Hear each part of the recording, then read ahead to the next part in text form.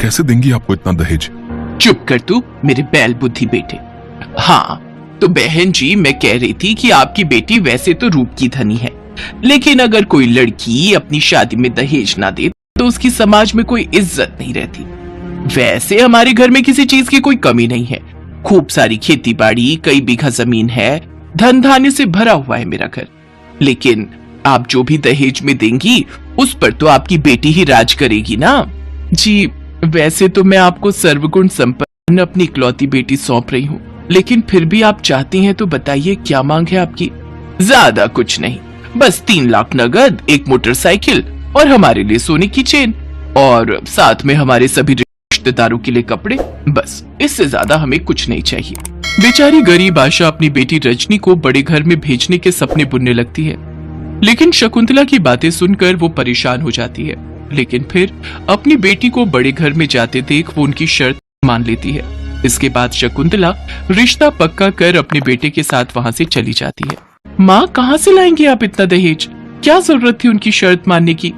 आज तक आप दूसरों के घरों में बर्तन मांझकर तो मुझे पाल रही हैं। हम खुद के लिए तो इस एक झोपड़ी के अलावा कुछ नहीं बना पाए, तो फिर कहाँ से लाएंगे हम इतना पैसा?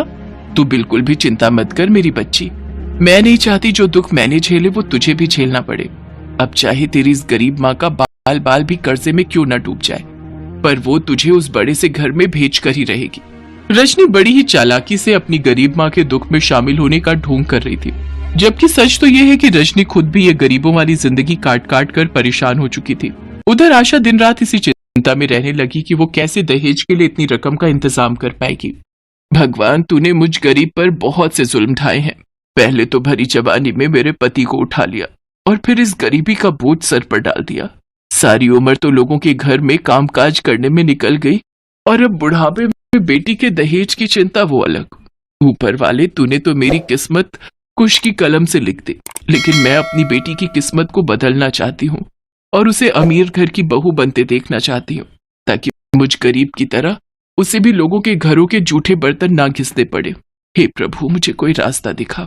अपनी फूटी किस्मत के बारे में सोचकर आशा फूट फूट कर रोने लगती है। तभी उसकी नजर अपने घर पर जाती है और वो लाला के पास अपना घर गिरवी रख देती है। ये लो पूरे 12 लाख हैं, अब आज से तुम्हारा घर मेरा हुआ, ठीक है? मुझे मंजूर है लाला जी, लेकिन कृपा करके मेरी बेटी की शादी और विदाई के बाद पग फेरों की रस्म तक मुझे वहां रहने देना। उसके बाद मैं कहीं न कहीं अपना ठिकाना ढूंढ ही लूंगी। ठीक है, इसमें मुझे कोई आपत्ति नहीं। इसके बाद आशा 10 लाख रुपए शकुंतला को दहेज के लिए दे देती है और बाकी बचे 2 लाख से अपनी बेटी की शादी कर देती है। बेटी की विदाई के बाद आशा अपने घर को देखकर फूट फूट कर रोने लगती है। फिर अगले दिन एक शानदार महंगी गाड़ी उस गरीब की कुटिया के आगे रुकती है। अपने दिन बदलने के साथ साथ रजनी का स्वभाव भी एक दिन में ही बदल गया।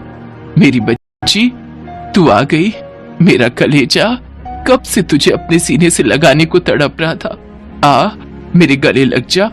माँ ये गुड़मक्खी का खेल पसंद नहीं मुझे, और ये मेरी ये नई साड़ियों चिपक कर अब खराब मत कर देना। ये तुम अपनी माँ से किस तरह बात कर रही हो?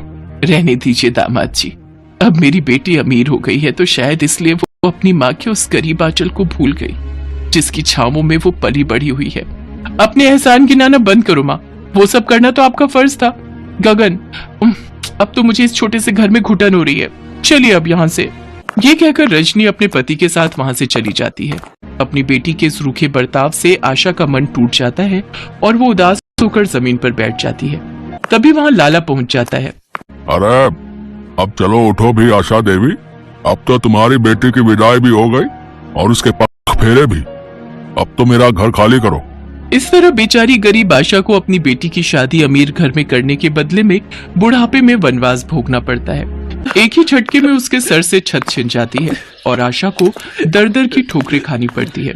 वहीं दूसरी ओर रजनी अपनी गरीब माँ के दुख दर्द को भूलकर अमीरी के नशे में चूर होकर दिन रात पार्टियां करती है। देखो ये मेरी नई ड्रेस कैसी लग रही है। पता है मेरा कब से मन था इस ड्रेस को खरीदने का, आज जाकर मैंने इसे खरीद लिया।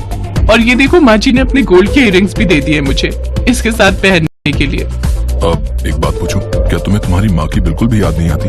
उनका ख्याल नहीं आता? पग फेरे के बाद तुम एक बार भी उनको देखने नहीं गई? ओ प्लीज गगन, अब तुम फिर से मुझे ये ममता का लेक्चर देना शुरू मत कर देना। अब मैं दोबारा उस गरीबी के लम्हों को याद नहीं करना चाहती और ना ही उस छोटे से घर में जाना चाहती हूँ। तुम जानती हो रजनी, तुम्हारी माँ ने तुम्हारी शादी अमीर घर में करने के लिए कितने दुख उठाए हैं। खुद भूखा रही होंगी, तब तुम्हारा पेट पाला होगा। बीमार होने पर भी लोगों के घरों में जाकर जूठे बर्तन धोए हैं। तुम्हारी पढ़ाई के लिए न जाने कैसे एक एक रुपया जोड़ा होगा।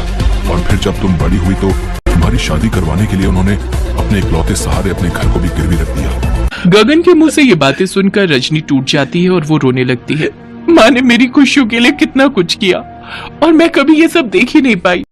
और तो और मेरी खुशी के लिए उन्होंने बुढ़ापे की उम्र में अपने सिर से छत तक बेच दी। ना जाने अब वो किस हाल में होगी, भूखी प्यासी कहाँ भटक रही होगी। मुझे अपनी माँ को ढूंढना ही होगा।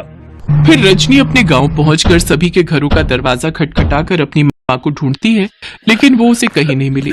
गगन, मैंने अपनी माँ को सब जगह ढूंढा लेकिन वो मुझे कहीं नहीं मिली। मेरी माँ को बोलो ना वो जल्दी से मेरे पास आ जाए। उनकी बेटी उनको बहुत याद कर रही है। मैं उनके बिना नहीं रह सकती। संभालो अपने आप को रजनी, सब कुछ भगवान पर छोड़ दो। हे दुर्गा माँ, आज ये बेटी अपनी माँ से मिलने के लिए तड़प रही है। इस अभागी को अपनी माँ से मिला दे। मिला दे माँ, मिला दे। मैं अपने हाथों से प्रसाद बनाकर मंदिर में बांट कर आऊंगी माँ।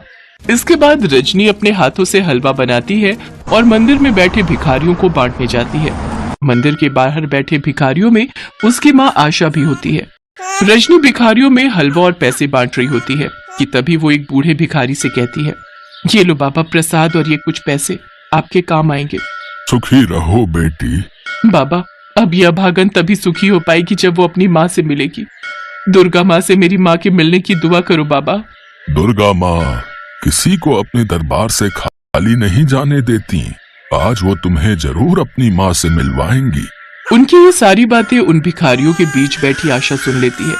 वो जैसे ही अपनी बेटी को अपनी ओर आता देखती है तो झट से अपने तन पर फटी मैली चादर से अपना चेहरा ढक लेती है। लेकिन तभी रजनी की नजर उस पर पड़ जाती है। माँ दुर्गा की कृपा से तुम मुझे मिल गई। माँ, मैंने तुम्हें कहाँ कहाँ नहीं ढूंढा।